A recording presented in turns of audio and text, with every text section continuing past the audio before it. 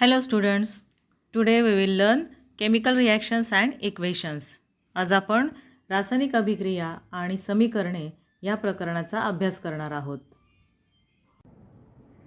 तर इयत्ता 9वी मध्ये आपण संयुगांची निर्मिती म्हणजेच फॉर्मेशन ऑफ कंपाउंड्स शिकलो.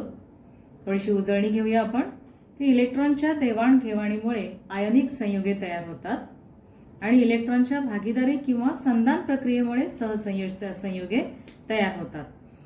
Ionic compounds are formed by giving or taking of electrons and covalent compounds are formed by sharing of electrons. एक उदाहरण आपण या ठिकाणी घेऊयात. सोडियमचा अणू दाखवलेला आहे.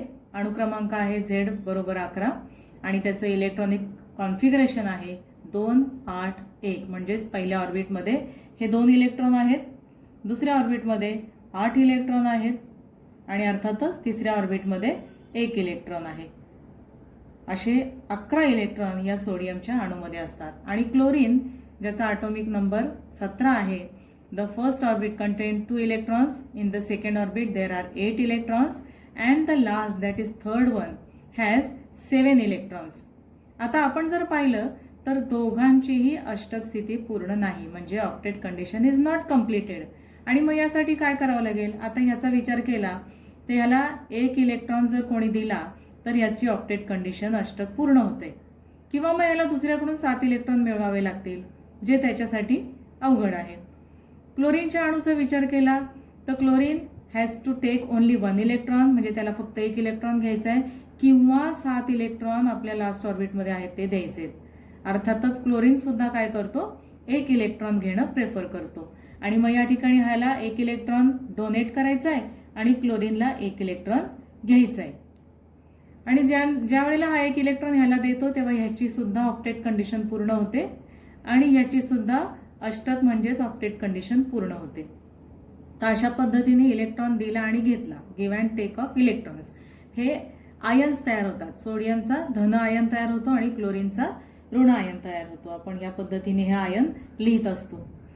तर अशा पद्धतीने आयन तयार होऊन NaCl या संयुगाची निर्मिती होत असते आणि म्हणून या कंपाऊंडला आयनिक कंपाऊंड असं म्हणतात, याला आयनिक संयुग असं म्हणतात.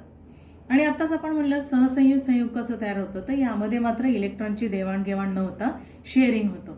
आता इथं आपण ऑक्सिजनच्या रेणूची निर्मिती कशी होते पाहू. ऑक्सिजनचा रेणू जो आहे O2 मॉलिक्यूल हा 2 ऑक्सिजनच्या अणूंनी तयार झालेला असतो. Atomic number of oxygen is 8. That means in the first orbit only 2 electrons are there and in the second orbit there are 6 electrons. दोन्हीही अणूंच्या बाबतीमध्ये आपल्याला याच पद्धतीने त्यांची रचना दिसून येते. मग आता दोन्ही अणूंचा जर आपण विचार केला तर हा अणू सुद्धा याला 2 इलेक्ट्रॉन देऊ शकत नाही आणि हा अणू सुद्धा याला 2 इलेक्ट्रॉन देऊ शकत नाही. कारण इलेक्ट्रॉन कधी द्यायचे किंवा घ्यायचे? ऑक्टेट कंडिशन अष्टक स्थिती पूर्ण होत असेल तर. मग अशा वेळेला काय होत असतं? शेअरिंग म्हणजे भागीदारी. मग ही भागीदारी किती इलेक्ट्रॉनची करायची? जेवढे इलेक्ट्रॉन हवे आहेत, how much electrons are required, तेवढ्याच इलेक्ट्रॉनची भागीदारी होते. याला सुद्धा 2 इलेक्ट्रॉन हवेत, याला सुद्धा 2 इलेक्ट्रॉन हवेत. याच्या पहिल्या ऑर्बिटमध्ये इथं आपण ही भागीदारी कशी होते पाहूयात. हा जो ऑक्सिजनचा अणू आहे, पहिल्या ऑर्बिटमधले याचे 2 इलेक्ट्रॉन इथं दाखवलेले आहेत आणि याला 6 इलेक्ट्रॉन आहेत, 2 हवेत. मग 2 इलेक्ट्रॉन तो इथं बरोबर शेअर करेल. मग आता 6 पैकी 2 इलेक्ट्रॉन शेअर केले, उरले किती? 4. मग आपण हे 4 इलेक्ट्रॉन या पद्धतीने इथे दाखवूयात.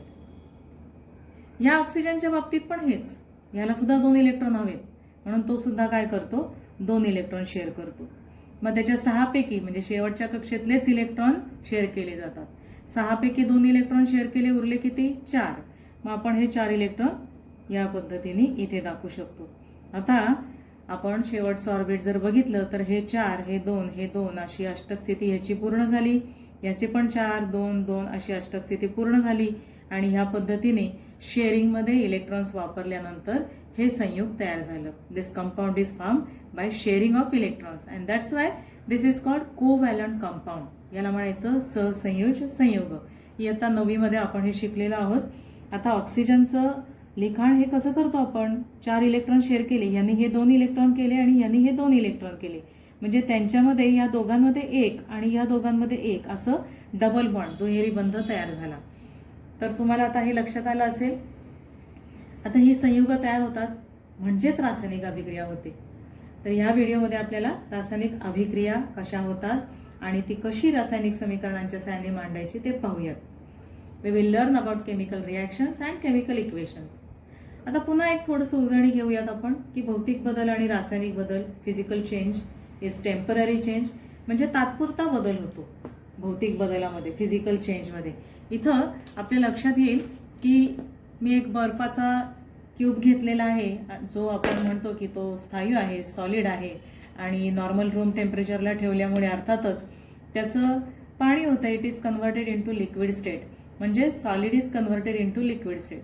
आपण पुन्हा एकदा आईस ट्रेमध्ये हे सगळं पाणी झाल्यानंतर ठेवलं हे पाणी आणि फ्रीजमध्ये ठेवलं तर पुन्हा काय होणार आहे? सॉलिड होणार आहे. म्हणजेच सॉलिड टू लिक्विड आणि लिक्विड टू सॉलिड. परमनंट आहे का हे? बिलकुल नाही. तर यालाच म्हणायचं भौतिक बदल. जर का हे पाणी आपण गॅसवर ठेवलं भांड्यामध्ये तर ते उकळेल आणि आपल्याला वाफ दिसेल, पुन्हा वाफ थंड केली पुन्हा पाणी मिळेल. म्हणजे या पद्धतीने these are temporary changes and these are called physical change. आता रासायनिक बदल म्हणजे नेमकं काय?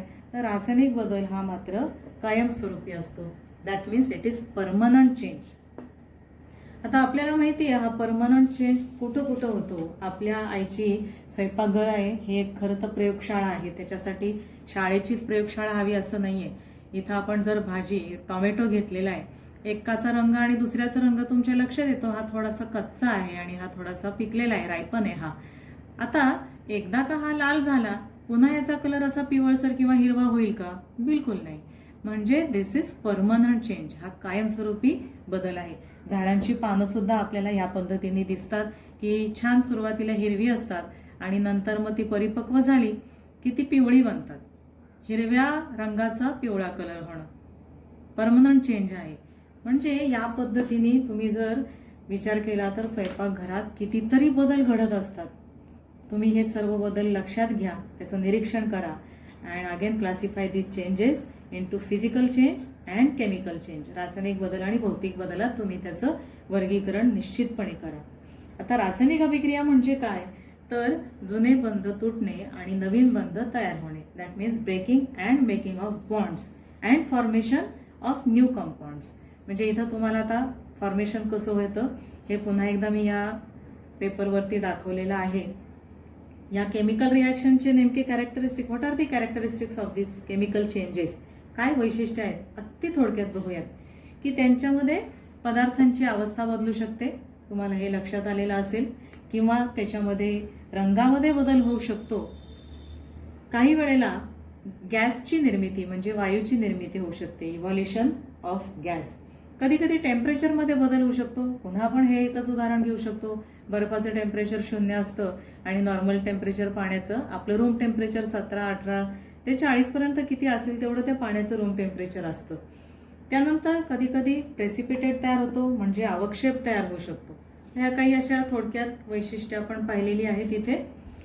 आता जेवढं मी बोलले की रासायनिक अभिक्रिया अशी होते, दोन पदार्थ घेतो आपण, त्याच्यात रासायनिक अभिक्रिया होते आणि मग काय होतं, तर प्रत्येक वेळेला एवढं सगळं बोलणं अवघड असतं. मग रासायनिक समीकरणांच्या सहाय्याने हे खूप सहज दाखवता येतं. Chemical reactions is represented by chemical equation. With the help of equation we can learn how to write chemical equation. म्हणजे आपल्याला रासायनिक समीकरणांच्या आधारे संयुगांची रेणुसूत्र माहीत असताना ती कशी लिहायची आहेत हे इथं बघायचे. ह्याचे काही नियम आहेत अर्थातच. हे नियम तुम्हाला या ठिकाणी मी सांगते. पहिला नियम जो आहे, अभिक्रियाकारके डाव्या बाजूला आणि उत्पादिते उजव्या बाजूला. एक अभिक्रिया मी या ठिकाणी लिहिते बघा. हायड्रोजन आणि ऑक्सिजन यांच्यापासून तयार होतं पाणी.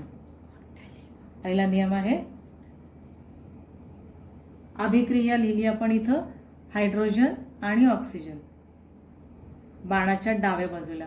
यांना म्हणतात अभिक्रियाकारके. These are called reactants. यांच्यामध्ये रिॲक्शन होते आणि यांच्यापासून काय तयार झालं, पाणी.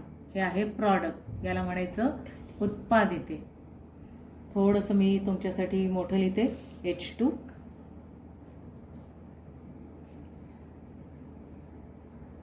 प्लस O2 आणि या अभिक्रियेमध्ये पाणी तयार होतं. तर हा पहिला नियम.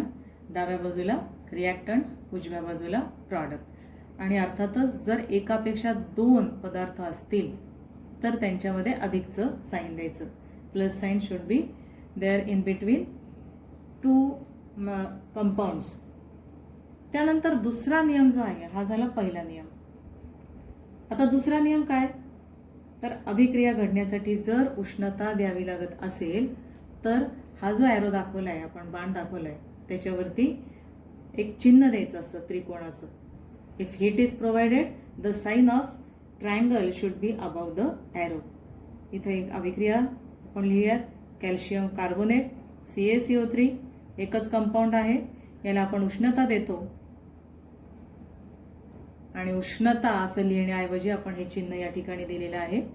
आणि मग कोणते प्रॉडक्ट तयार झाले, तर कॅल्शियम ऑक्साईड तयार झालं आणि कार्बन डायऑक्साईड हा वायू या ठिकाणी रिलीज झाला. बघा, अभिक्रिया घडताना किती बोलावं लागतं, पण लिहिताना किती आपण थोडक्यामध्ये लिहू शकतो. हेच याचं महत्त्व आहे. तिसरा याचा नियम, जर या अभिक्रिया घडण्यासाठी तर त्यांचा वेग आपल्याला वाढवायचा असेल तर बऱ्याचदा आपण उत्प्रेरक वापरतो आणि हा उत्प्रेरक बाणाच्या खाली किंवा वरती दाखवायचा. If we use catalyst then it is indicated below or above the arrow. आता या उत्प्रेरकासाठी एक अभिक्रिया या ठिकाणी आपण लिहूयात. वनस्पती तेल जे असतं, या वनस्पती तेलाची अभिक्रिया हायड्रोजन गॅस बरोबर केली जाते आणि 60 डिग्री सेल्सिअस एवढं तापमान यावेळेला ठेवावं लागतं. या अभिक्रियेसाठी निकेलचा वापर उत्प्रेरक म्हणून केला जातो आणि वनस्पती तेलापासून आपल्याला मिळतं वनस्पती तूप, जे स्थायी असतं. Vegetable oil in presence of hydrogen. Here we use nickel as catalyst at 60 degrees Celsius. This reaction happens and we get vanaspati ghee.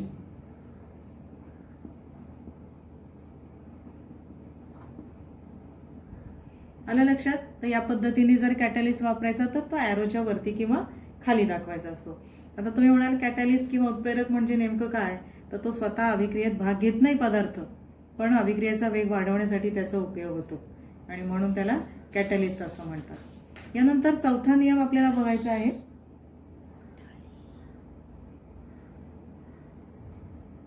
आपल्याला या ठिकाणी जे पदार्थ आपण लिहितो, अभिक्रियाकारक असतील, रिॲक्टंट्स असतील किंवा प्रॉडक्ट असतील, तर त्यांच्या अवस्था असतात. सॉलिड, लिक्विड, यासाठी सुद्धा चिन्ह वापरायची असतात. जसं पदार्थ जर स्थायी असेल, सॉलिड असेल, तर we have to use this sign, म्हणजे कंसामध्ये एस लिहायचा. जर पदार्थ द्रव म्हणजे लिक्विड असेल तर we have to use small L. जर पदार्थ वायू असेल, वायुरूप असेल, गॅसियस असेल तर आपल्याला स्मॉल जी लिहावं लागतं. जर पदार्थ द्रावण स्वरूपामध्ये असेल, ॲक्वियस मीडियम असेल, तर आपल्याला AQ ॲक्वियस मीडियम या पद्धतीने दाखवावं लागतं. जर अवक्षेप त्याच्यामध्ये तयार होत असेल तर त्या प्रेसिपिटेटला आपण डाऊनवर्ड ॲरो म्हणजे खालच्या दिशेने हा ॲरो आपण दाखवत असतो. तसंच जर वायू तयार झाला तर आपण असं म्हटलं की स्मॉल जीने दाखवतो, पण त्याच्यासाठी आणखी एक साईन आपण वापरू शकतो, ते म्हणजे अपवर्ड ॲरोचं, की दॅट गॅस इज इव्हॉल्ड किंवा तो वायू मुक्त होतो, त्याच्यासाठी आपण हा अपवर्ड ॲरोसुद्धा वापरू शकतो. हा झाला चौथा नियम. आणि या पद्धतीने हे नियम वापरून आपल्याला रासायनिक समीकरणं अत्यंत सहज लिहिता येतात. याचं एक उदाहरण या ठिकाणी मी दाखवते. कॉपर म्हणजे तांब वापरलेलं आहे, जे स्थायी अवस्थेमध्ये आहे, म्हणून आपण स्थायी अवस्थेसाठी S असं लिहिलं. कॉपरची अभिक्रिया HNO3 म्हणजे नायट्रिक ॲसिड बरोबर झालेली आहे, जे द्रावण स्वरूपामध्ये वापरलेलं आहे, म्हणून ॲक्वियस मीडियम आहे ते. आणि यामध्ये आपल्याला कोणते प्रॉडक्ट मिळतात, तर कॉपर नायट्रेट हे ॲक्वियस मीडियममधलं म्हणजे पुन्हा द्रावण स्वरूपातलं प्रॉडक्ट मिळतं. NO2 गॅस रिलीज होतो या ठिकाणी, हा वायू मुक्त होतो या ठिकाणी, म्हणून आपण त्याला अपवर्ड ॲरो दाखवला. आणि अधिक H2O म्हणजे यामध्ये पाणीसुद्धा तयार होतं. मग पाणी तर आपल्याला माहिती आहे जे लिक्विड असतं. अशा पद्धतीने कॉपर सॉलिड HNO3 म्हणजे नायट्रिक ॲसिड ॲक्वियस, हे आहेत अभिक्रियाकारक. दोघांच्या मध्ये आपण अधिकचं चिन्ह वापरलेलं आहे. उष्णता दिलेली नाही म्हणून ॲरोवर काही लिहिलेलं नाही आहे. कोणते प्रॉडक्ट तयार झाले तर copper nitrate which is aqueous, nitrogen dioxide which is gaseous. So put here either G sign or upward arrow and water which is in liquid state. आलं लक्षात? या पद्धतीने हे नियम वापरून आपल्याला रासायनिक समीकरणे लिहायची असतात. आता ह्या रासायनिक समीकरणं लिहिताना आणखी एक फार महत्त्वाचं म्हणजे काय तर अभिक्रियाकारक आणि उत्पादित म्हणजे रिॲक्टंट्स आणि प्रॉडक्ट्स यांच्या मासमध्ये वस्तुमानामध्ये बदल होत नाही. डाव्या बाजूला जेवढं वस्तुमान आहे तेवढंच वस्तुमान उजव्या बाजूला असतं. म्हणजे हे बॅलन्सिंग खूप महत्त्वाचं आहे. मग ही समीकरणं संतुलित कशी करायची? How to balance these reactions. This balancing is very important. आता अगदी एक साधी गोष्ट असते बघा, 2 टीम असतात एखाद्या खेळामध्ये. 2 टीममध्ये सारखेच प्लेयर्स असणार आहे, सारखेच खेळाडू. एकीकडे जास्त एकीकडे कमी चालणार नाही आहे. तसं या ठिकाणी बाणाच्या डावीकडे जेवढे अणू आहेत त्या मूलद्रव्याचे तेवढेच अणू बाणाच्या उजव्या बाजूला तयार व्हायला हवेत. फक्त हे करताना एवढं लक्षात ठेवायचं की रासायनिक सूत्र आपल्याला बदलायचं नाही. आता एक उदाहरण आपण या ठिकाणी घेऊयात. फर्स्ट एक्झाम्पल नेहमीच तुम्हाला माहीत आहे हे उदाहरण. NaOH अल्कली आहे हे sodium hydroxide which is in aqueous medium plus hydrochloric acid again in aqueous medium. It gives NaCl ज्याला आपण सॉल्ट म्हणतो which is in aqueous medium and water which is in liquid state. संतुलीकरण म्हणजेच balancing आपल्याला या अभिक्रियेचं करायचं आहे. मग ह्याच्यामध्ये कोणते कोणते अणू आहेत डाव्या बाजूला बाणाच्या ते आपण आधी बघूयात. या सर्वांमध्ये सोडियम आहे का इथे कुठे तर हा इथं आहे, हा एकच आहे. ऑक्सिजन किती आहे तिथे, इथं आहे, इकडं नाही आहे म्हणजे हा पण एकच आहे. हायड्रोजन किती आहे, इथे एक आहे आणि इथे एक आहे, असे 2 आहेत. आणि क्लोरीन 1 आहे. म्हणजे डाव्या बाजूला हे अणूंची संख्या आपण इथं अशी लक्षात घ्या. आता बाणाच्या उजव्या बाजूला तेवढे अणू तयार व्हायला हवेत म्हणजे डावीकडची आणि उजवीकडची संख्या समान हवी आहे. सोडियम किती आहे तिकडे या बाजूला पाहिलं तर एकच आहे. ऑक्सिजन एकच आहे. हायड्रोजन जर आपण पाहिलं तर H2 म्हणजे हे हायड्रोजन सुद्धा किती आहेत 2 आहेत. आणि क्लोरीन सुद्धा किती आहे इथं पाहिलं तर एकच आहे. म्हणजेच दोन्हीही बाजूला समान संख्या आहे त्या त्या अणूंची. म्हणजेच हे ऑलरेडी बॅलन्स्ड आहे इक्वेशन. ह्या समीकरणाला संतुलीकरण वेगळं करण्याची गरज नाही, ते ऑलरेडी संतुलित आहे. मग दुसरं एक्झाम्पल आपल्याला दाखवते जे आपण बॅलन्स करणार आहोत. अगदी सोपं साधं उदाहरण घेऊयात. Wien hydrogen reacts with oxygen it gives water. Hydrogen वायू आहे, ऑक्सिजन वायू आहे आणि पाणी अर्थातच लिक्विड कंडिशन. याच्यामध्ये बघा आता हायड्रोजनचे किती अणू आहेत 2, ऑक्सिजनचे किती अणू आहेत 2. इकडे हायड्रोजनचे अणू किती आहेत 2, ऑक्सिजनचा 1. मग याला म्हणायचं का आता संतुलित? बिलकुल नाही. इथं ऑक्सिजनचे 2 आहेत तर तयार व्हायला पाहिजेत 2. मग आता इथं काय करायचं? तुम्ही O2 लिहिणार का इथं? बिलकुल नाही. जी संख्या वाढवायची आहे ती संपूर्ण संयोगाचा साठी वाढवायची असते आणि ती डाव्या बाजूला इथं लेफ्ट साईडला वाढवायची असते. हा एकच मॉलिक्यूल आहे, एकच रेणू आहे हा पाण्याचा.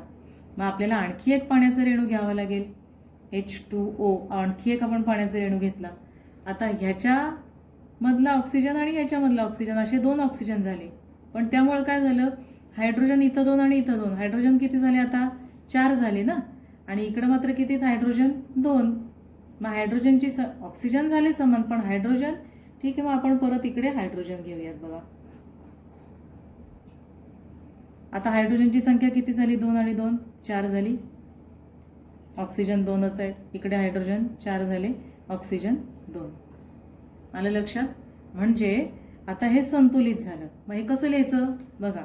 किती हायड्रोजन घेतले आपण 1 2 म्हणजे 2 हायड्रोजन डाव्या बाजूला लिहायची संख्या अधिक ऑक्सिजन एकच आहे रेणू मॉलिक्यूल. पाणी किती घेतलंय H2 अधिक H2O म्हणजे पाण्याची सुद्धा 2 रेणू तयार झाली. याला म्हणायचं संतुलीकरण. Without changing the molecular formula we have to balance the reaction. हे अत्यंत महत्त्वाची गोष्ट लक्षात ठेवायची. अनेक रिॲक्शन अनेक या अभिक्रिया पुस्तकामध्ये दिलेल्या आहेत. तुम्ही त्या छोट्या छोट्या पहिल्यांदा रिॲक्शन्स बॅलन्स करायचा प्रयत्न करू. आणखी एक हवं तर उदाहरण या ठिकाणी घेऊया आपण. चांगलं लक्षात येईल तुमच्या. छोटंसं उदाहरण घेऊयात पुन्हा एकदा. सल्फर डायऑक्साईड वायू जो आहे याच्याबरोबर H2S म्हणजे हायड्रोजन सल्फाईड वायूची अभिक्रिया झाल्यास सल्फर तयार होतं आणि पाणी तयार होतं. इथं सुद्धा जर आपण बघितलं तर आता बॅलन्सिंग अणूंची संख्या मी लिहित नाही, आपण डायरेक्टच करूयात. बाणाच्या डाव्या बाजूला सल्फर किती आहेत, S किती आहेत, हा 1 आणि हा 1 असे 2 आहेत. इकडं किती आहेत, एकच आहे. मग आणखी एक घेऊयात म्हणजे 2 झाले. आता हायड्रोजन इथं 2 आहेत, इकडं 2 आहेत, काहीच करायचं नाही. ऑक्सिजन इथं 2 आहेत, इथं एकच आहेत. मग हा पूर्ण रेणू मॉलिक्यूल पाण्याचा आपल्याला घ्यावा लागेल आणखी एक. ऑक्सिजन बरोबर जे असतं त्याची पण संख्या वाढते, त्यामुळे हायड्रोजनची संख्या वाढली. हायड्रोजन झाले 4, इकडं आहेत 2. मग आणखी एक H2S घेऊयात. मग हायड्रोजन बरोबर S आहे त्यामुळे त्याची पण संख्या वाढली. इकडं S हा आणि हा असे किती झाले, 3. इकडं किती आहेत, 2. आणखी एक S घ्या, झाले 3. आणि हे समीकरण संतुलित झालं, बॅलन्सिंग झालं. मग आता आपण लिहूयात. SO2 किती घेतले, एकच मॉलिक्यूल घेतला. H2S किती घेतले, 2 H2S मॉलिक्यूल झाले, 2 रेणू झाले हायड्रोजन सल्फाईडचे. प्रॉडक्टमध्ये उत्पादितांमध्ये S किती तयार झाले, 3 S तयार झाले. S3 लिहायचं नाही बरं का. आणि पाण्याचे किती रेणू घेतले आपण, 2. या पद्धतीने समीकरणे बॅलन्स करायची असतात. हा सराव अत्यंत महत्त्वाचा आहे. अनेक उदाहरणं पुस्तकात दिली, त्याचा सराव निश्चितपणे करा. आणि आणखी एक चार्ट तुमच्याकडे असायला पाहिजे, तो म्हणजे 9वीच्या पुस्तकातून तुम्ही जर धनमूलकं म्हणजे Hला धन प्रभार असतो, sodium has also positive charge, magnesium has 2 positive charges, आणि याच पद्धतीने ऋणमूलके ॲसिडिक रॅडिकल्स म्हणजे क्लोरीनला पण निगेटिव्ह चार्ज असतो, फ्लोरीनला निगेटिव्ह चार्ज असतो, ऑक्सिजनला 2 निगेटिव्ह चार्जेस असतात. तर यांच्या साहाय्याने संयोग कशी तयार होतात हे तुम्ही लक्षात घ्या. आपल्याला जर का हायड्रोजन आणि ऑक्सिजन यांच्यापासून संयोग तयार करायचे तर बघा, हायड्रोजनवर 1 धनप्रभार आहे आणि ऑक्सिजन हॅज 2 निगेटिव्ह चार्जेस. तर ज्यावेळेला संयोग तयार होतं तेव्हा या प्रभारांची संख्या समान व्हावी लागते तरच संयोग तयार होतं. हायड्रोजनवर एकच धनप्रभार आहे म्हणून 2 धनप्रभार वाढवायचे नाही, तर 1 हायड्रोजन अजून घ्यायचा की जेणेकरून 2 पॉझिटिव्ह चार्ज झाले आणि 2 निगेटिव्ह चार्ज झाले आणि मग तयार झालं संयोग. किती आहेत हे हायड्रोजन, 2 आणि हा O. हे सूत्र मॉलिक्युलर फॉर्म्युला त्या संयोगाचं त्या कंपाऊंडचं हे एकदा तयार झाले की ह्याच्यात बदल करायचा नाही. त्याच पद्धतीने आपण एक दुसरं उदाहरण घेऊयात मॅग्नेशियमचं. मॅग्नेशियमवरती 2 धनप्रभार आहेत आणि क्लोरीनवरती 1 ऋणप्रभार आहे. मग कंपाऊंड कसं तयार होईल, संयुग कसं तयार होईल, प्रभार समान करायला लागतील. इकडे एकच ऋणप्रभार आहे, इकडे 2 धनप्रभार आहेत, मग आणखी एक क्लोरीन घ्या तरच 2 समान झाले आता. आणि मग तयार काय झालं, मॅग्नेशियम क्लोराईड. आणि मॅग्नेशियम क्लोराईडचा फॉर्म्युला काय झाला, Mg एकच घेतला पण क्लोरीन किती घेतले, 2. तर ह्या पद्धतीने हा मॅग्नेशियम क्लोराईडचा एक मॉलिक्यूल तयार झाला. एकदा ही संयुग तयार झाली की आपण त्याच्यामध्ये बदल करायचा नसतो. मला वाटतं रासायनिक समीकरणांचं लेखन कसं करायचं, बॅलन्सिंग कसं करायचं, संतुलीकरण हे तुम्हाला निश्चितपणे कळालेलं असेल. यानंतरचा रासायनिक अभिक्रियांचा प्रकार, टाइप्स ऑफ केमिकल रिॲक्शन्स आपण पुढच्या व्हिडिओमध्ये पाहू. थँक्यू.